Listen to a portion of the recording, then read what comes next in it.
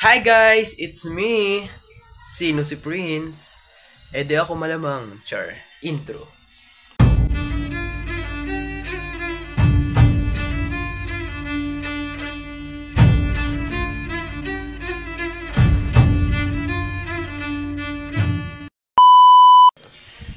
For today's video nga pala guys, I want to share na kami nga pala ngayon ay gumagawa nga pala kami ng aming mga assignment and modular. Dahil nga pala tayo ay laging late gumawa, syempre, ngayon na tayo gabi gagawa nitong ating module and anything what, and samahan nyo ko guys na gumawa ng ating mga project and module, di ba? Sinasabi ko sa inyo, pag-grade ko din. Kaya, tara, simulan natin. Yan guys, tayo ay magsasagot na nitong ating aralin 1. Ang kanya pumagat ay si Isagani, isang marangal na mag-aaral. So guys, si Isagani pala isang marangal na mag-aaral. Sana all. Ibig sabihin, pag marangal guys, siya yung pinagkakatiwalaan ng isang paaralan. For me lang ha, college ako.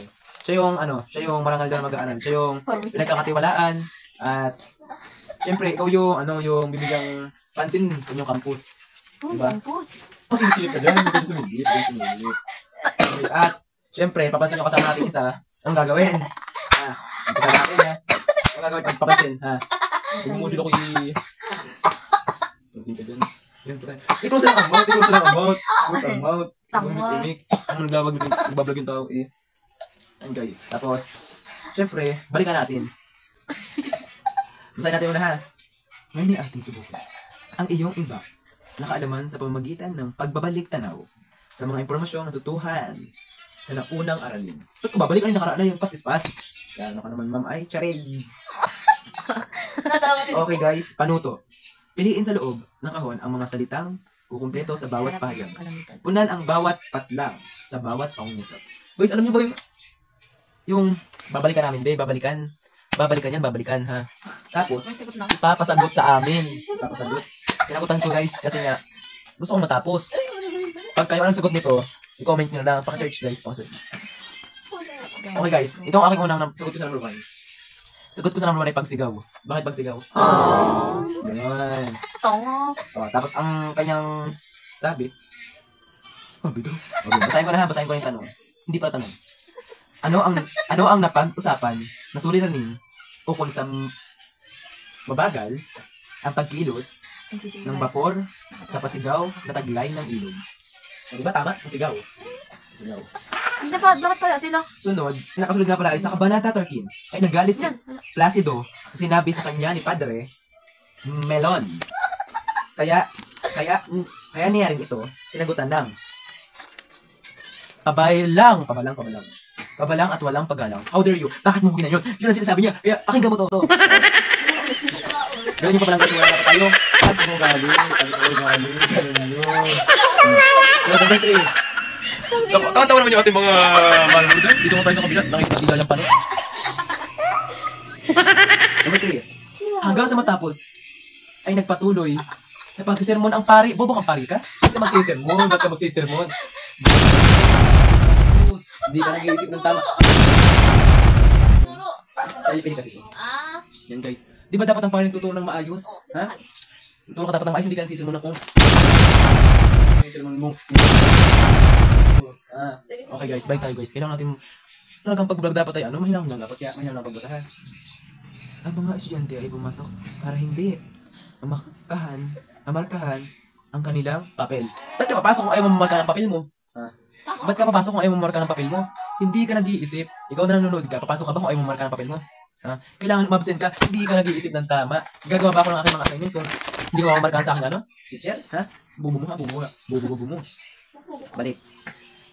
Ang bawat nilalang ay may karapatang matatanggap ng paggalang anuman ang kalagayan sa buhay. Paggalang yung word na yun, paggalang.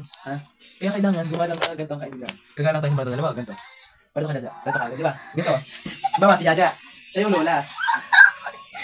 Si Jaja yung lola. Anong gagawin? Ganito gagalang ka. Ito ang tanda ka. Hindi. Ganito. Ito ang tanda ka. Kailangan pag-ugali. Kailangan mamalo ko sa akin. Ikaw ang tanda ka. Yung ubog ka. Ito ang gano'n. Hindi ganito guys. Guys, sa mga batang manonood, skip nyo na to. Mag-i-skip nyo na ganito guys. Kailangan, tayo. Pag matanda ka, tapos tatawid sa kalsada, syempre, tatawid sa kalsada. Ito ang mga kasi mga nakalataan dyan. Abran ka. Ipasok mo na yung matanda ka sa abran kasi maramatay na. Ganon. Pero pasok mo sa kalsada, siya. Pasok mo na, ganun.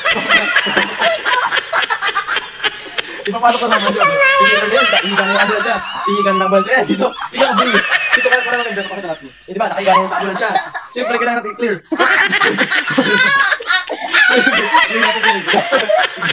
Hindi para yung buhay yung mga napay niya. Tapos, siyempre pagkatapos na ito, kailangan ko naman tayo ulit. Para pagkatulong mo tumayo, mabibilis ka sa bebe. Kung kasto ko po, gano'n, kailangan hindi ka natin ng bayad kasi gulungan mo. Okay guys, kaya sagutan natin yung pang-5, ay yung next page. Next page guys ay Gawain 1. Ano to? Basahin at unawain sa bawat pahayag. Pagkatapos isulat ang tamang salita, sapat lang nakaakma para mabuo ang pangungusap. Oh. Pag nabuo mo na yun, anong gagawin mo pag nabuo mo yun? Ha? Siyempre, pag nabuo mo yun, nabuo mo naman, bubo ka. Unang akma na bubuuhin natin. Salita na kailangan buuhin kasi kulang na. Kulang na yung pagmamahal niya sa'yo, kaya kalimutan mo na. Ay.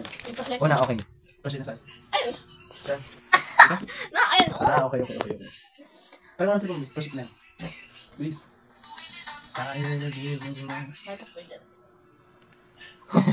Sorry. Oh, pogi, pag naka-flashlight. Hindi mo kilala kung sino. Okay. Basahin natin yung natin bubuuhin. Masaya ang mga estudyante sa ilalim ng kubierta dahil malapit na silang ano? Unang pahayag, magbakasyon, magtapos, makapasa, o makapasyal. Ano tamang sagot? Ha? Ano tamang sagot? Basahin natin ha. Para wala to, bobo ka pag di mo sagutan to. I-comment mo yan. I-comment mo dito sa link na to. At i-share mo to. Masaya ang mga estudyante sa ilalim ng kuryenta. Dahil malapit na silang makapasa ang tamang sagot. Kasi kung ako'y papasa rin yung aking mga kaibigan, papasa kaming lahat, akit kami sa stage. Pagkatapos namin makapasa, makakapagtapos na kami. O, di ba? Pagkatapos namin makapagtapos, makakapagbakasyon na kami. Pagkatapos namin makapagbakasyon, makapakasyon na kami. Eh di lahat ng word na ano nagamit. Kasi marunong ako mag-isip. Ha? Guys, dahil tapos natin sa natin mga module, don't forget to like and share and comment and click the notification bell para lagi may update sa aking mga panibagong vlog. At don't skip the... Basta yun guys, basta buo ko dyan.